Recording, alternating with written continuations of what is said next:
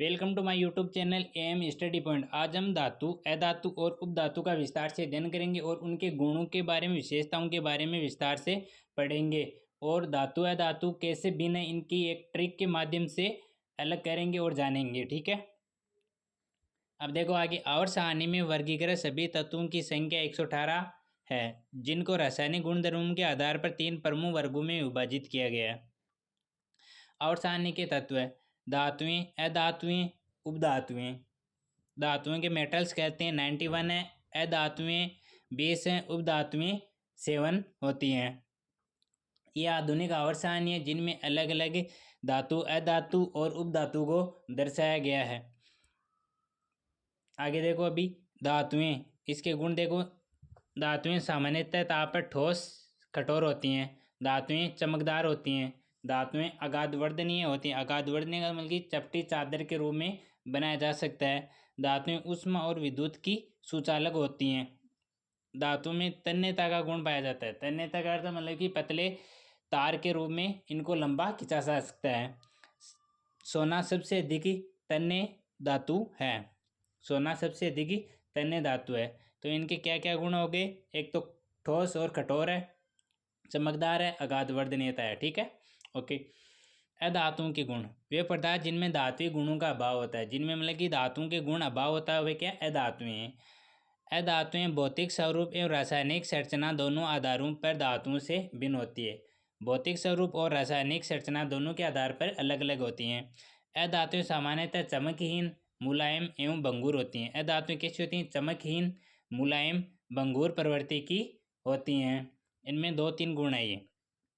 अब देखो उपधातुएं ऐसी विशिष्ट तत्व है जिनमें धातुओं और अधातु दोनों के गुण पाए जाते हैं। मतलब कि धातु अधातु दोनों के गुण पाए जाएंगे, उन्हें उपधातु कहते हैं। उपधातुएं वस्तुतः धातुओं अधातुओं के मध्यवर्ती गुण होता है, इनके मध्यवर्ती गुण को प्रदर्शित करती हैं। उपधातुएं सामान्यतः धातुओं के समान दिखाई देती है, परंतु इनकी प्रकृति अधातुओं के समान होती है। उपधातुएं 7 हैं। फर्स्ट देखो, boron, silicon, germanium, arsenic, antimony, tellurium, polonium. कितने हैं? 7 उपधातु हैं। Boron, silicon, germanium, arsenic, antimony, tellurium और पोलोनियम। उपधातु धातु अधातु दोनों का गुण प्रदर्शित करता है। आगे देखो धातुएं। धातुओं को इंग्लिश में कहते हैं मेटल्स, और मेटल्स में पहले एम आता है। और धातुओं को जैसे एल्यूमिनियम है, एल्यूमिनियम एक धातु है, तत्व है जो इसमें लास्ट में एम आता है। तो इसकी ट्रिक क्या हो गई? जिसके लास्ट में एम या यूएम आता हो वो क्या है? एक धातु है। जैसे लिथियम, इसके लास्ट में एम आ रहा है।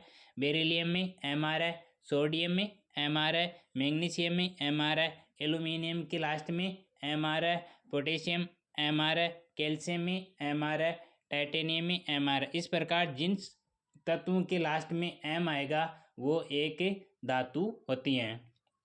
इनके मध्य अपवाद है कुछ, जो हम कॉमन सेंस के द्वारा भी हम पता कर सकते हैं कि एक धातु है। जैसे गोल्ड है, सिल्वर है, आयरन। आयरन सबको पता है एक धातु है। Copper, lead, tin, cobalt, nickel, zinc, mercury, bismuth और टंगस्टन, ये सब क्या है? धातु।